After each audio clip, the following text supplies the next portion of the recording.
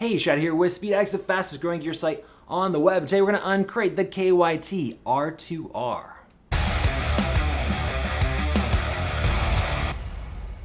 What's up, SpeedAddicts fan? Before we get into the KYT R2R, I got a couple things to ask of you. Number one, subscribe to the channel. In return, I promise we keep you up to date, educated on all the latest gear. We're going to help you make excellent buying decisions, so hit that subscribe button. Also, what keeps the lights on around here is if you shop with us. There's a link down there somewhere in the description. They'll take you right over to the KYT R2R Helmet at SpeedAddicts.com. Remember, this thing's going to ship for free. We've got free 90-day return policy, so it is risk-free helmet shopping over at SpeedAddicts. We really appreciate your business. And if you happen to be in beautiful Southern California, well, you're in luck because the new SpeedAddicts Superstore is wide open. Come on in, check out the world's most epic helmet display. I'm looking at it right here. You can even see into the studio. You might catch us doing one of our famous videos here. Okay, enough with the shameless plugs. Into the R2R. So the KYT brand is red hot right now. They have about 5 helmets in their lineup. This is a kind of middle of the road in terms of price tag and performance. It's kind of the jack of all trades in the KYT lineup. The name R2R stands for Road to Race, so it is ready for kind of any adventure you're going to throw at it. It is a full face helmet, sporty full face helmet with that drop down sun visor, coming in at $279. Now, the thing that makes KYT stand out from the crowd is that they're really good about their graphic selections and what they offer on their helmets. The R2R and TT Course, the step down from here without the drop down visor, these helmets are affordable, but they get the racer replica graphics. So it's rare to see that in more of the entry-level price range from a helmet where they're throwing really bitchin' looking racer replica graphics. They're not just gonna give you this same red graphic in this same exact pattern in 5 colors, right? That's kind of usually what you see in helmets that are sub $300.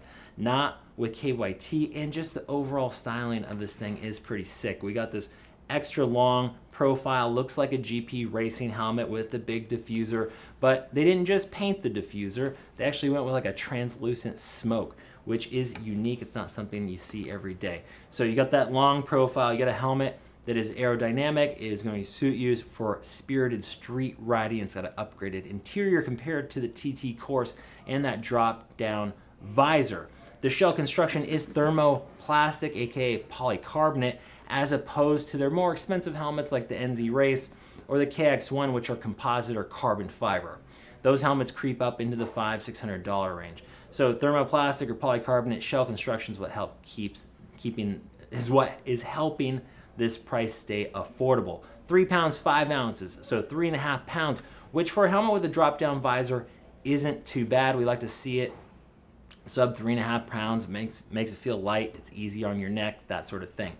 When it comes to the homologations, you're going to get the DOT stamp, of course, so that it is legal in the United States here, but you're also going to get something special. It's called ECE 2206. ECE is the European standard that a lot of helmet manufacturers are adopting for helmets, even the ones that are sold in the United States, because it's a homologation that is more rigorous than the DOT standards. So consumers, now you included, know if you see that ECE, the 2206, which is the latest version, this helmet has been through the ringer to come out to market. Okay, there's 4 drop tests. They're testing for rotational velocity, low impact, high impact. And so if you see that ECE 2206, you know that they are pushing the boundaries in terms of safety. And then it's also probably accepted on most racetracks. So if you are going to take this out for an occasional track day, you can do that. You got the ECE 2206 as well as that DOT. The head shape is an intermediate oval. It should be agreeable with most of your North American heads out there. It does only come in 2 shell sizes. So more shell sizes is usually better. Would 3 or 4 be great? Yes, but that causes more cost. The manufacturer has to make a mold for every shell size. This helmet splits between medium and large. So extra small through medium get the first shell, and then then large through 2X get the second shell.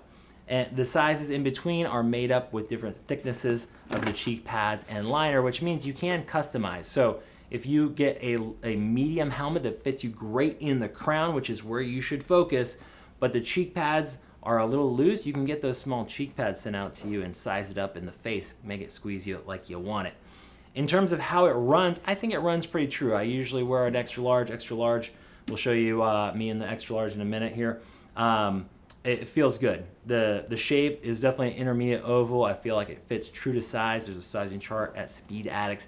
And remember, when you're shopping for helmets online, I know sometimes people worry about getting it right the first time. You don't have to do that when you shop at SpeedAddicts, because we've got that free return policy. 90 days, you're gonna get a free return label. Just make sure you live in the lower 48 states and that the helmet is brand new. You can't take it out on the bike. You can take it for a drive in your living room. Imagine the canyon as you're carving down in your Lazy Boy, and focus on how that fit is in the crown. So if you got questions, talk to the rider support team here at SpeedAddicts. They'll help guide you if you're not sure about the fit. So aerodynamics, wind tunnel tested.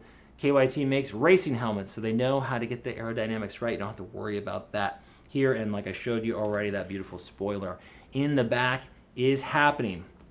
In terms of the ventilation, you have these two big panel vents up at the top blowing air through a channeled imported EPS system so that that air gets right on to your scalp and keeps you cool. Kind of a standard chin bar vent that is also what I would call like a panel or a slab vent. So nothing too fancy there. And then you have a passive extractor system out of the back. So ventilation is a check. In terms of the face shield, they've gone with this center lock mechanism, which is just a little push to open. I like these in the center, and I like it that it does have a positive lock. When they have a separate piece of plastic that is on top of a shield, sometimes I've seen these become a problem over time or separate from the face shield. Not specifically with the KYT R2R, but when you make the shield essentially a two-piece system, sometimes that could come up. Again, not an issue with this one as far as we're aware yet. The thing I do like about these kind of dagger style drop-ins is that they sit up in what I call a demist setting, where you have a small opening or gap underneath that face shield to let some air come in while still providing you with some protection. Again, this is not recommended at higher speeds because the wind can grab it and rip your shield off. But when you're cruising around, you want a little bit more airflow. I do like that. They've also kind of designed this visor so it's got a little bit of style to it. You got kind of a diamond edge on it.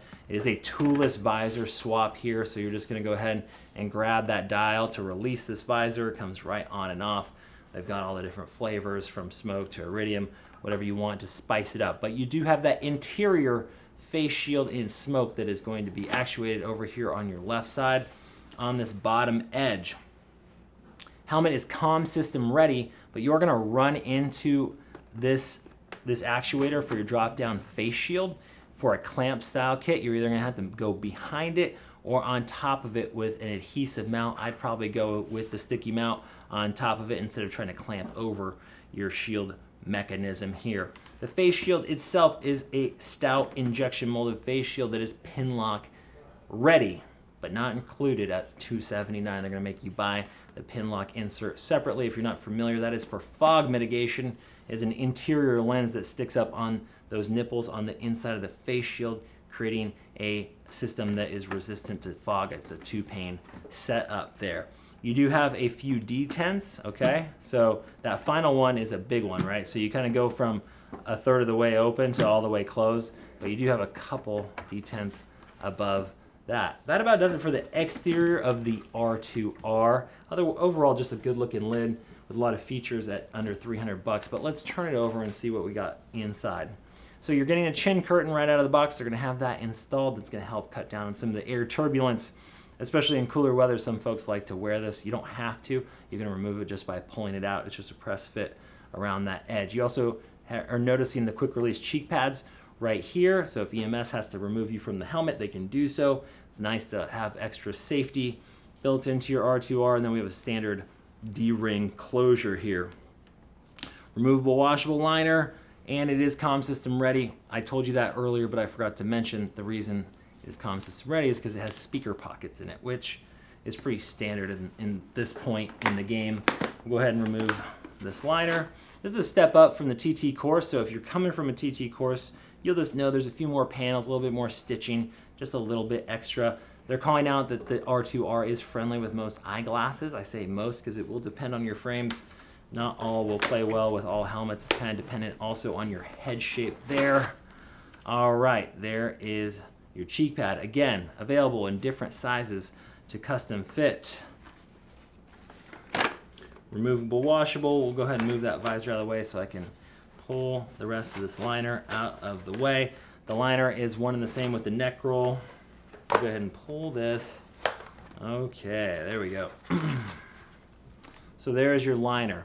You notice that it is been thermal welded together, nice panels, little red splash in the back there. Definitely a step up from that TT course. So that's one place where that money is going is, again, $100 more for the R2R compared to the TT course. Part of it is in that liner.